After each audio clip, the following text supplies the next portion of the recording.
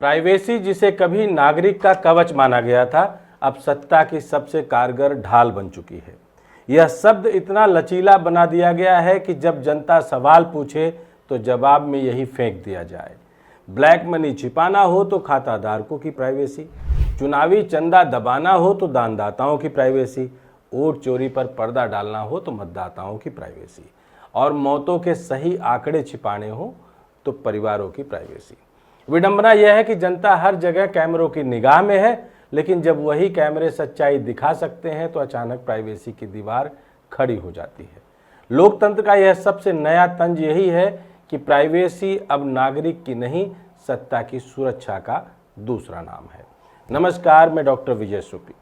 भारत के लोकतंत्र की रीढ़ यही रही है कि जनता सवाल पूछ सकती है और सत्ता जवाब देने के लिए बाध्य होती है।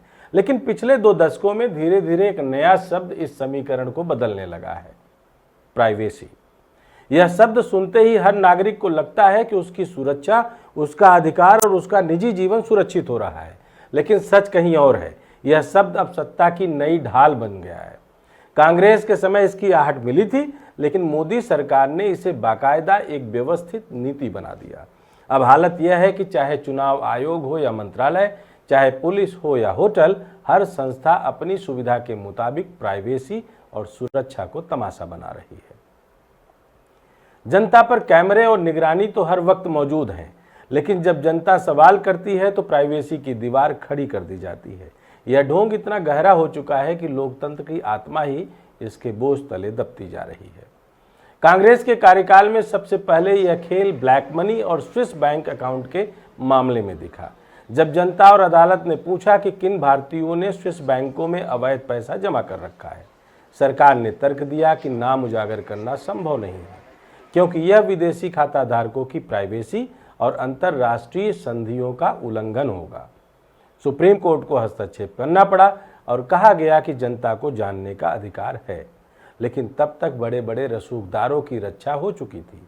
यही नहीं, सूचना का अधिकार कानून आने के बाद जब पत्रकारों ने फाइल नोटिंग और कैबिनेट पेपर्स मांगे तो मंत्रालयों ने कहा कि यह अधिकारियों की निजी राय है और इसे साझा करने से उनकी प्राइवेसी प्रभावित होगी। इस तरह जवाबदेही को ढकने के लिए प्राइवेसी का पहला व्यवस्थित इस्तेमाल शुरू हुआ। यूपीए 2 ने आधार योजना शुरू की तो कहा गया कि बायोमेट्रिक डेटा पूरी तरह सुरक्षित है और नागरिकों की निजता से कोई समझौता नहीं होगा। लेकिन तभी डेटा लीक की खबरें आने लगी, जिन्हें सरकार ने नकार दिया। सवाल पूछने वालों को अफवाह फैलाने वाला बताया गया। इसके बाद मोदी सरकार आई और इस हथियार को और धारदार बना दिया। 2017 में इलेक्टोरल बॉन्ड योजना लाई गई। दावा किया गया कि इससे दानदाताओं की प्राइवेसी सुरक्षित रहेगी और राजनीति में साफ सुथरी फंडिंग आएगी। लेकिन हकीकत उलट निकली। कंपनियां और उद्योगपति गुप्त रूप से बीजेपी को भारी भरकम पैसा देते रहे और जनता यह नहीं जान पाई कि किसके पैसे से कौन सत्ता में पल रहा है। सुप्रीम कोर्ट ने फरवरी 2024 में इस योजना को असंवैधानिक करार दिया और साफ कहा कि प्राइवेसी का यह तर्क लोकतंत्र को कमजोर करता है। लेकिन तब तक बीजेपी को इस योजना से लगभग 60 अरब से ज़्यादा मिल चुके थे। कांग्रेस और बाकी दल मिलकर भी उतना नहीं जुटा पाए। लेकिन प्राइवेसी का यह खेल इतना गढ़ा और सधा हुआ है कि यह 60 अरब मांगने की कुव्वत शायद ही कोई रखता हो। न हमारे संविधान के अंदर आने वाले उस संस्थाओं का अपना कोई आशय या उनका कोई नीति बनाने का कोई तरीका जिससे यह पैसा वापस आ सके। 2019 में जब विपक्ष ने मांग की कि कम से कम आधे वोटों की वीवीपैट स्लिप गिनी जाए, चुनाव आयोग ने मना कर दिया। तर्क यह दिया गया कि ऐसा करने से मतदाताओं की प्राइवेसी और चुनावी प्रक्रिया की अखंडता प्रभावित होगी। केवल 5 मशीनों तक सीमित कर दिया गया, यानी पारदर्शिता को एक बार फिर प्राइवेसी की दीवार में बंद कर दिया गया। 2021 में जब पेगासस जासूसी मामला सामने आया और पत्रकारों, नेताओं व कार्यकर्ताओं के फोन हैक होने की खबरें आई तो संसद और सुप्रीम कोर्ट में सरकार से पूछा गया कि क्या आपने पेगासस खरीदा और इस्तेमाल किया। जवाब यही आया कि राष्ट्रीय सुरक्षा और प्राइवेसी के कारण यह जानकारी साझा नहीं की जा सकती। यानी निजता की रक्षा का बहाना बनाकर असल में निजता का उल्लंघन ही छिपाया गया। कोविड महामारी के दौरान मौतों का आंकड़ा मांगा गया तो स्वास्थ्य मंत्रालय ने कहा कि व्यक्तिगत प्राइवेसी और राज्य सरकारों की रिपोर्टिंग के चलते यह आंकड़ा साझा नहीं किया जा सकता।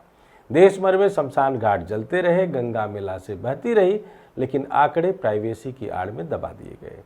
बाद में विश्व स्वास्थ्य संगठन ने साफ कहा कि भारत के आधिकारिक आंकड़े असलियत से कई गुना कम हैं। जब विपक्ष और मीडिया ने सवाल उठाया तो सरकार ने यही कहा कि यह राज्यों की जिम्मेदारी है और व्यक्तिगत डेटा का मामला है। फिर बारी आई चुनाव आयोग की। 2024 और 2025 के चुनाव में जब विपक्ष ने कहा कि सीसीटीवी फुटेज सार्वजनिक कीजिए ताकि वोट चोरी का सच सामने आ सके, आयोग ने मना कर दिया। तर्क यह दिया गया कि फुटेज जारी करने से महिलाओं और मतदाताओं की प्राइवेसी का उल्लंघन होगा। यानी कैमरे जब जनता पर निगरानी रखें तो कोई प्राइवेसी का सवाल नहीं, लेकिन जब वही फुटेज सत्ता पर सवाल उठा सकते हैं तो अचानक प्राइवेसी की ढाल खड़ी कर दी जाती है। आयोग ने पारदर्शिता की बजाय सत्ता की सुरक्षा को प्राथमिकता दी।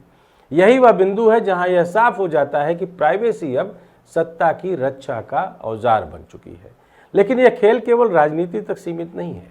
हाइड्रो प्रोजेक्ट्स और बड़े बड़े इंफ्रास्ट्रक्चर प्रोजेक्ट्स में भी यही हो रहा है।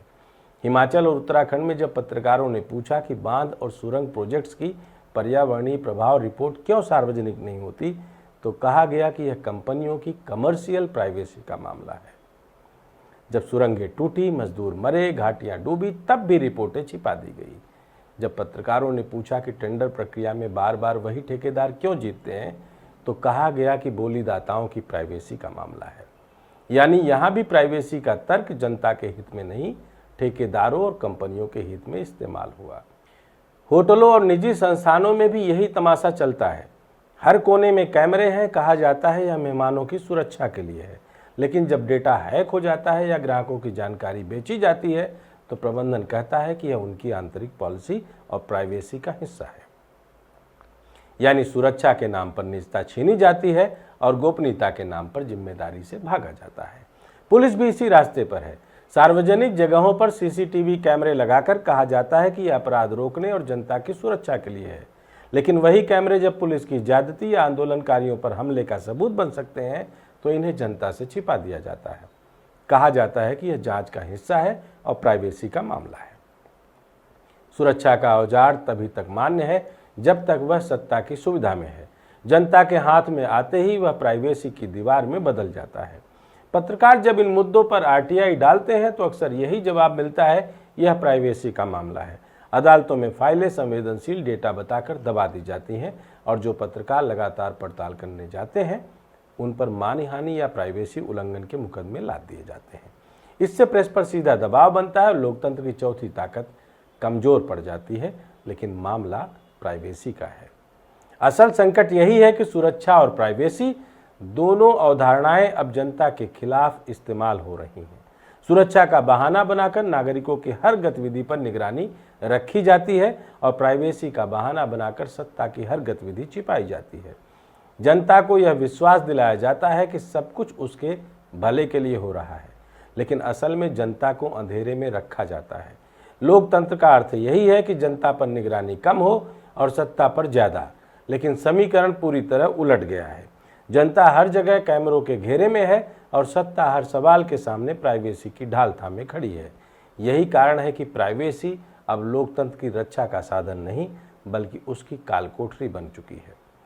नागरिक के अधिकार और सत्ता की जिम्मेदारी के बीच जो संतुलन था वह अब टूट चुका है। असली प्राइवेसी का अर्थ था कि वोटर का रहस्य सुरक्षित रहे, किसी का स्वास्थ्य और पारिवारिक जीवन सुरक्षित रहे, नागरिक का डेटा सुरक्षित रहे। लेकिन नकली प्राइवेसी का अर्थ हो गया है कि राजनीतिक चंदा छिपाया जाए, ठेकेदारों की लूट छिपाई जाए, कोविड मौतों के आंकड़े दबा दिए जाएं, चुनावी हेराफेरी पर पर्दा डाल दिया जाए और प्रेस को डराया जाए। यह नकली प्राइवेसी आज शासन का सबसे बड़ा कवच है। लोकतंत्र तभी बचेगा जब इस नकली ढाल को तोड़ा जाएगा, जब प्राइवेसी का मतलब वास्तव में नागरिक की रक्षा होगा, सत्ता की नहीं। जब सीसीटीवी केवल देखने का औजार नहीं बल्कि जवाबदेही का साधन बनेगा। जब चुनाव आयोग जनता के सामने फुटेज छिपाने की बजाय उन्हें दिखाने का साहस करेगा। जब मंत्रालय और कंपनियां यह मानेंगी कि पारदर्शिता प्राइवेसी से बड़ी चीज है। आज यह सवाल जनता के सामने है क्या वह इस सुरक्षा प्राइवेसी के तमाशे को स्वीकार करेंगी या इसे चुनौती देंगी?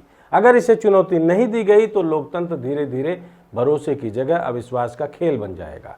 नागरिक कैमरों के नीचे कैद रहेंगे और सत्ता हर बार यही कहेगी कि यह सब तुम्हारे भले के लिए है।